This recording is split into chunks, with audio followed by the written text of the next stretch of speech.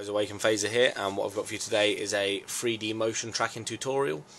So this is going to allow you to motion track like text or objects in games or in like real life footage and stuff like that. So first I'm just going to apologise about the mess on my desktop, but I am doing an Apex editing contest at the moment, and I am actually using motion tracking in my intro cinematic, so that's why I decided to do this tutorial. So I'm going to show you what we're going to be basically creating today. And as you can see, I've got the text here motion tracked into the video. Video looks a little bit choppy, but I think that's just because I've got so much open on my computer. But as you can see, we've got nice reflections off the text here. If I just pause it, you can see like all the little reflections there. If we go back a bit, you can see we've got some nice shadows on the text around here. And overall it looks, really nice. You can see reflections moving on it here now. Overall, I think it looks really nice.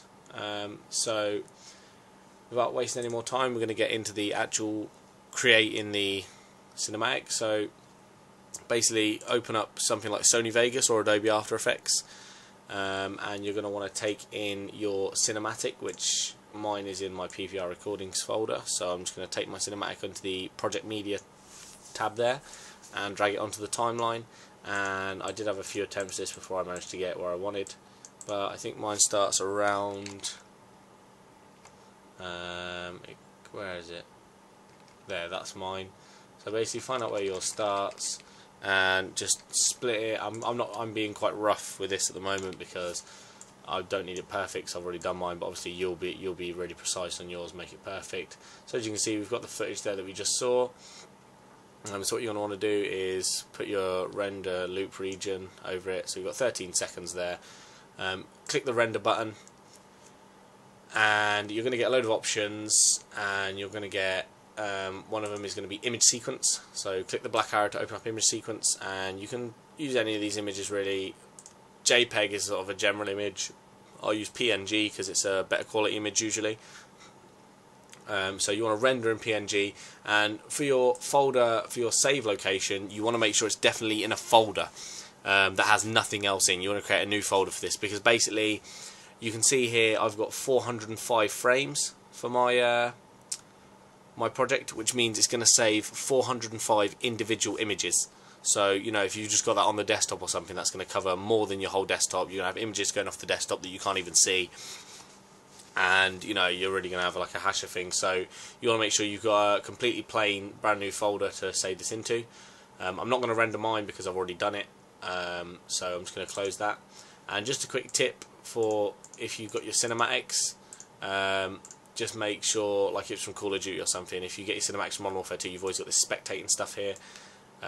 So just make sure you sort of go down and just cut that out and maintain aspect ratio to no, and then just obviously cut any black lines you've got off the edges, so you're going to get a clearer picture here. As you can see, we've got no spectating or any of the buttons up here now, whereas if I go back to before, you can see we did have the buttons up here and the spectating there.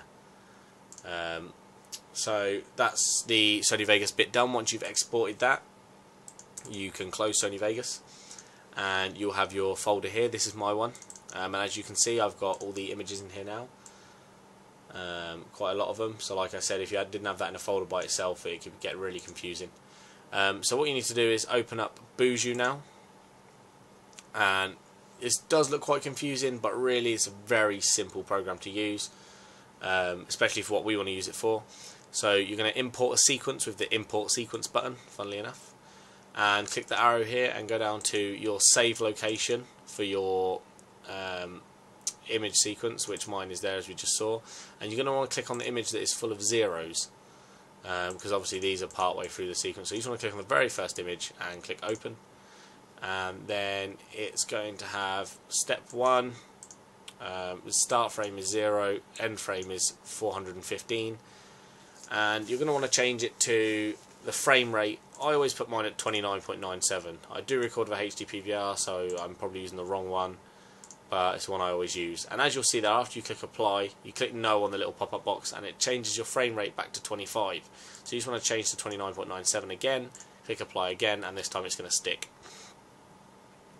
So we'll close that now, and as you can see, we've got our image sequence here. If we flow through, got each image on there, that's fine. And what you want to do now is you want to track all of the features in here that are moving.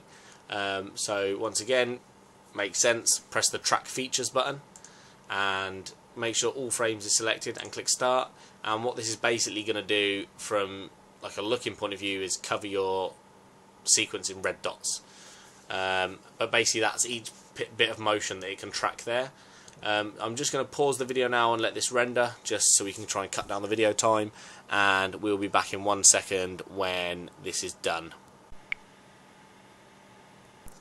Okay guys, so as you can see, that's finished rendering now, and if we scroll through, we're going to have the red dots all over the image with some yellow lines, which is like sort of tracking the direction that the stuff's moving in. So as you can see, as we turn the camera, the dots curve, the lines curve, sorry. So that's that done. What we need to do now is camera solve it, and that's basically going to make fixed points on the image rather than having all these individual red points. It's going to have still quite a few points, but they're going to be sort of a blue and yellow colour, and they're going to be main points on the motion. So again, just click camera solve, which is just underneath the track features button, and make sure all frames are selected, and click the optimize camera path smoothness, and then start. And as you can see, this is going to render again, and we're not going to pause the video this time because this is going to be quite quick. It's going to rush up to 86%. Don't know why it stops there, but it always rushes straight up to 86%, and then it will freeze there for a moment and then carry on. The computer's running a bit slow at the moment because I've got sort of Cinema4D waiting. I've got my Camtasia open. And obviously we're rendering in Boujou as well. So I'm just going to take this time to say to everybody, you know, if you could like the video, only takes you a second to click the button obviously, and if it helps you out, you know, I think it's worth a like personally. And you know, if you want to see more tutorials and stuff, just subscribe to my channel. And if you want to see tutorial, if you've got something like specific that you want a tutorial on, or you've seen something else on my channel that you want a tutorial on, just put a comment in the comment section of any of my videos. I reply to all comments. So yeah, just post a like and stuff if you want to. Anyway, carrying on with the video, you can see that's rendered now, and as you see, we've got these blue and yellow dots that I was talking about all the way through. And what we need to do now is we need to make the scene geometry, which is this button here. And the reason we need to do this is basically this is going to tell Cinema4D where our floor is. So basically you want to put the floor wherever you're going to want the text. So as we saw in my example earlier, my text is around here. So what you're going to want to do is click the scene geometry button, and you're going to get this menu here. I'm just going to make that a bit smaller so we can see what we're doing. And you want to click here the add coordinates from hint button. And as you can see, that's going to open a new coordinate here. And what you want to do is change the type to x-axis for the first one, and the x-axis is sort of from left to right. So you're going to want to hold your control, because you're going to see here it says select at least 2 tracks or predictions. So you want to hold control on your keyboard, that's CTRL, and click one point, it's going to go green, and then select another point sort of where you want the text to go from left to right, so I'd say there, and then click the connect to selected. And then you're going to add another coordinate from hint, and you're going to change it to z-axis, and that's from front to back. So you're going to want to click where you want the text, the front of it to be facing and the back of it to be facing, and make sure you deselect these points. So you're going to hold control when you're clicking anything, because obviously I'll show you now, if I just click a dot, it's going to get rid of the other ones I just clicked. So you're going to want to hold control and click 2 points, and then you're going to want to connect to selected again. So, oh, I've clicked 3, sorry, I forgot to click this one off. Unclick that one and connect to selected, so we've got 2. And then you're going to add one more coordinate from hint, and that's going to be the origin. And that you don't have to hold control for this because you only need 1 point. Just sort of click in the middle of where you set up your Z and Y axis. Z and X axis, sorry. And on the origin, just 1 point, connect to selected, and that should be it done. So you set up your scene geometry now, and here where it says add test object, you can click that, and it's going to put an object in, and for some reason ours has gone over here. Can't really explain that. If you go into 3D mode, you can hold the shift button and you can zoom around and you can see where it's gone. And as you can see, this is our camera here, and it's gone in at a dodgy angle for some reason. So if we go back into 2D mode, we can just take this and we can rotate it like so, and then we can move it along here. Oh, sorry, I've just stretched it, I pressed the wrong one. It's this one for moving, sorry. Move it along here, and we can just sort of put it where we did want it originally. And I'm just going to rotate a little bit back because that doesn't look quite right, and that should be alright. So once you've got that there where you want it, if your scene geometry does go wrong, it might be because you've like clicked a dot that's on sort of like a dodgy level, like it's not completely flat on the floor, so then it's made your geometry like slanted or whatever.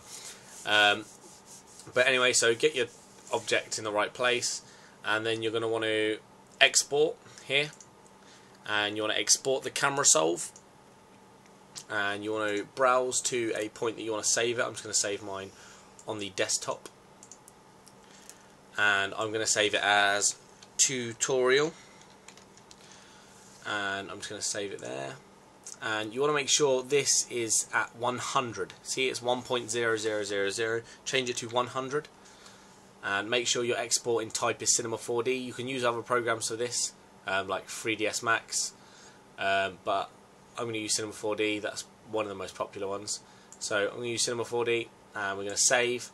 And what I'm going to do now is, before we go into the Cinema4D part, I'm just going to end this video and I'm going to make a part 2, because we're pushing on to nearly 12 minutes now, and there's a 15-minute limit, and the Cinema4D bit's probably going to take maybe 4 or 5 minutes, so I want to make sure it's all on there, like I don't want to have to rush through it. So I'm just going to end this video here, and we are going to come back in Cinema4D on the second part of the video. So thanks guys, and I'll see you all back in on part 2.